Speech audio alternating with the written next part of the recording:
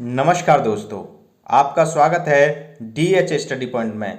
हमने भारतीय संविधान एवं राज्य व्यवस्था के अंतर्गत राष्ट्रपति से जो भी महत्वपूर्ण प्रश्न हैं उसकी एक सीरीज शुरू की थी। ये उसका दूसरा भाग है। स्टार्ट करते हैं। अभी तक हमने 17 क्वेश्चन कर लिए थे। 18वां क्वेश्चन है, राष्ट्रपति के निर्वाचन मंडल में शामिल कौन कौन होते हैं। पहला है संसद के दोनों सदनों के निर्वाचित सदस्य। दूसरा, संसद के दोनों सदनों के मनोनीत सदस्य होते हैं। तीसरा है संसद के दोनों सदनों के निर्वाचित व मनोनीत सदस्य होते हैं। इनमें से कोई नहीं। तो राष्ट्रपति के निर्वाचन मंडल में कौन शामिल होता है? संसद के दोनों सदनों के निर्वाचित सदस्य होते हैं। पहला सही है। अगला क्वेश्चन है, राष्ट्रपति के निर्वाचन मंडल में, फिर 19 है, राष्ट्रपति के निर्वाचन मंडल में कौन शामिल होते हैं? राज्यों की विधानसभा के मनोनीत सदस्य। दूसरा है राज्य की विधानसभाओं के निर्वाचित सदस्य। तीसरा है राज्य की विधानसभाओं के मनोनीत तथा निर्वाचित दोनों सदस्य होते हैं, या इनमें से कोई नहीं। तो राष्ट्रपति के निर्वाचन में एक तो संसद होती है, संसद के निर्वाचित सदस्य। दूसरा, राज्य विधानसभाओं के निर्वाचित सदस्य। तो दूसरा सही है, ठीक है ना, राज्य विधानसभाओं के निर्वाचित सदस्य। अगला क्वेश्चन है, राष्ट्रपति के निर्वाचन मंडल में नहीं होते हैं। क्वेश्चन नंबर 20 क्या कहता है? राष्ट्रपति के निर्वाचन मंडल में कौन शामिल नहीं होता है? नहीं होते हैं, नहीं दिया शब्द, तो कौन शामिल नहीं होता है? ऑप्शन 1 है राज्य विधानसभा के निर्वाचित सदस्य, संसद के निर्वाचित सदस्य, राज्य विधान परिषद के निर्वाचित सदस्य, या उपयुक्त तीनों। तो कौन शामिल नहीं होते हैं? पहला है राज्य विधानसभा के निर्वाचित सदस्य शामिल होते हैं, ये सही है। संसद के निर्वाचित सदस्य, ये भी सही है। राज्य विधान परिषद का कोई भी सदस्य शामिल नहीं होता, चाहे वो मनोनीत हो या निर्वाचित हो। तो 20 का कौन सा सही है? तीसरा। अगला क्वेश्चन, राष्ट्रपति की निर्वाचन रीति किस अनुच्छेद के तहत है? तो ऑप्शन दिए हैं। पहला है अनुच्छेद 55, दूसरा है अनुच्छेद 56, तीसरा है अनुच्छेद 57 और चौथा है अनुच्छेद 54। तो क्या पूछा? राष्ट्रपति की निर्वाचन नीति किसके तहत है? अनुच्छेद 55 के। एक सही है। अगला क्वेश्चन है, राष्ट्रपति के निर्वाचन के लिए कौन सी पद्धति अपनाई जाती है? राष्ट्रपति के निर्वाचन के लिए कौन सी पद्धति अपनाई जाती है? ऑप्शन दिए हैं। पहला ऑप्शन है अप्रत्यक्ष निर्वाचन प्रणाली, दूसरा है प्रत्यक्ष निर्वाचन प्रणाली, तीसरा है उपयुक्त दोनों, या इनमें से कोई नहीं। तो भारत के राष्ट्रपति के निर्वाचन के लिए कौन सी पद्धति अपनाते हैं? पहला, अप्रत्यक्ष निर्वाचन प्रणाली अपनाते हैं। अगला क्वेश्चन है, राष्ट्रपति का निर्वाचन किसके द्वारा किया जाता है? तो जो राष्ट्रपति का निर्वाचन करता है वो किसके द्वारा होता है? ऑप्शन दिए हैं। पहला ऑप्शन है भारत के निर्वाचन आयोग द्वारा, दूसरा है भारत के सुप्रीम कोर्ट द्वारा, तीसरा है प्रधानमंत्री द्वारा, चौथा ऑप्शन है इनमें से कोई नहीं। तो भारत के राष्ट्रपति का निर्वाचन भारत के निर्वाचन आयोग द्वारा किया जाता है। अगला क्वेश्चन है क्वेश्चन नंबर 24, किस संविधान संशोधन के द्वारा राष्ट्रीय राजधानी क्षेत्र दिल्ली और पांडेजी संघ शासित राज्य को राष्ट्रपति के निर्वाचन मंडल में शामिल किया गया था? मतलब ये पूछ रहा है, जो राष्ट्रपति का निर्वाचन मंडल है उसमें दिल्ली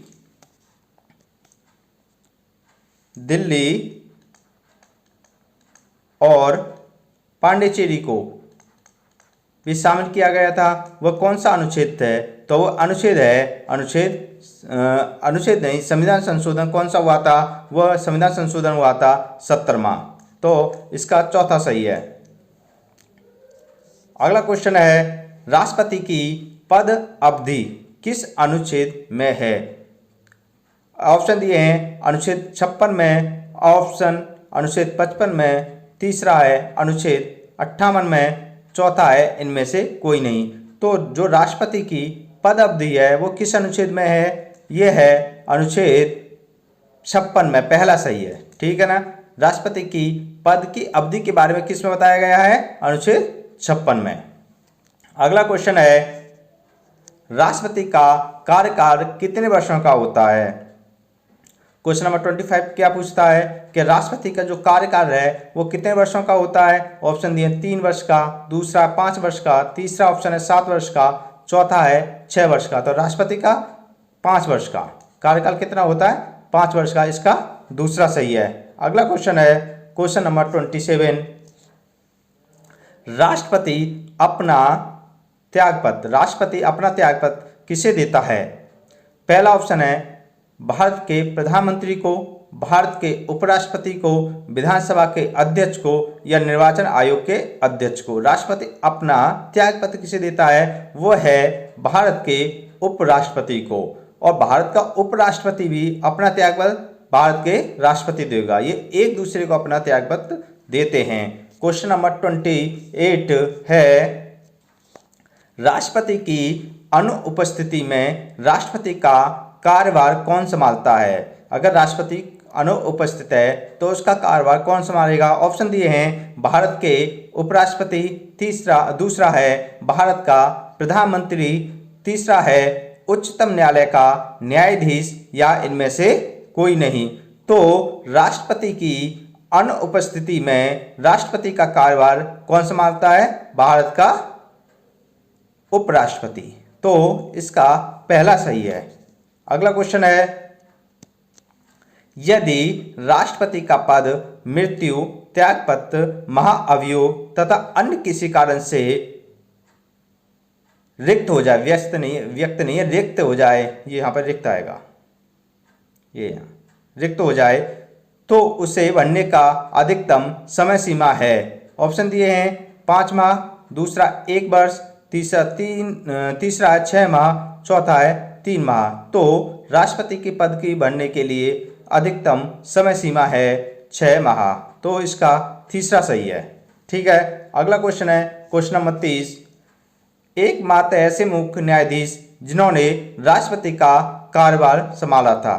तो क्वेश्चन नंबर 30 है, बताओ वह कौन से सुप्रीम कोर्ट के मुख्य न्यायाधीश हैं जिन्होंने राष्ट्रपति का कार्यभार संभाला था? तो ऑप्शन है, पहला है जाकिर हुसैन, दूसरा है डॉक्टर अब्दुल कलाम, तीसरा है एम हिदायतुल्ला, चौथा है इनमें से कोई नहीं। तो वह एकमात्र मुख्य न्यायाधीश हैं एम हिदायतुल्ला। तो इसका तीसरा सही है। सही है ना। इसका कौन सा सही है? तीसरा सही है। क्वेश्चन नंबर 31 है, राष्ट्रपति को शपथ कौन दिलाता है? जो राष्ट्रपति शपथ लेता है उसे कौन शपथ दिलाता है? ऑप्शन दिए हैं भारत का मुख्य न्यायाधीश, या भारत का प्रधानमंत्री, या राज्यपाल, या निर्वाचन आयोग का अध्यक्ष। तो राष्ट्रपति को शपथ कौन दिलाता है? भारत के सुप्रीम कोर्ट के मुख्य न्यायाधीश। तो इसका पहला सही है। अगला क्वेश्चन है, संविधान के किस अनुच्छेद में राष्ट्रपति के शपथ और उसके प्रारूप के बारे में बताया गया है? क्वेश्चन नंबर 30 क्या है कि राष्ट्रपति की जो शपथ होगी और वो उसका प्रारूप कैसा होगा, ये किस अनुच्छेद में बताया गया है? ऑप्शन दिए हैं अनुच्छेद 60, दूसरा है अनुच्छेद 55, तीसरा है अनुच्छेद 61A, चौथा है इनमें से कोई नहीं। तो वह है अनुच्छेद 60। तो 32 का पहला सही है।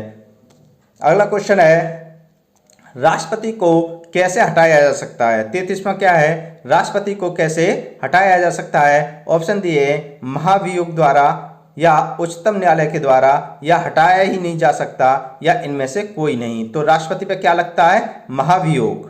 तो इसका पहला सही है। और महाभियोग कौन लगा सकता है? संसद में के कोई भी सदन लगा सकता है, ठीक है ना।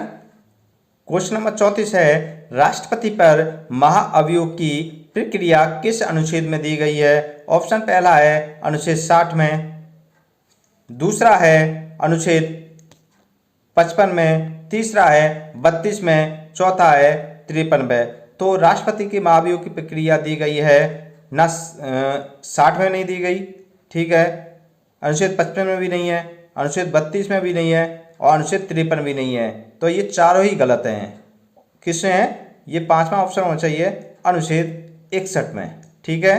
किस में दी गई है? अनुच्छेद 61 में दी गई है, 34वां है। अगला क्वेश्चन है, राष्ट्रपति पर महाभियोग लगाया जाता है किसके द्वारा? संसद के द्वारा, राज्य विधानसभा के द्वारा, तीसरा है दोनों के द्वारा या चौथा इनमें से कोई नहीं। तो राष्ट्रपति पर महाभियोग लगाया जाता है संसद के द्वारा। तो पहला सही है। संसद में कौन सा सदन? संसद के दोनों सदन होते हैं, दो सदस्य होते हैं, सदन होते हैं। पहला है लोकसभा, दूसरा है राज्यसभा।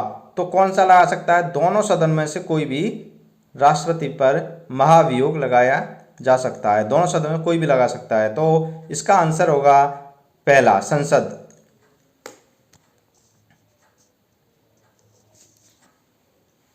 अगर आपको मेरा ये वीडियो पसंद आया हो तो प्लीज़ इसे शेयर कीजिए, लाइक कीजिए, सब्सक्राइब कीजिए। धन्यवाद।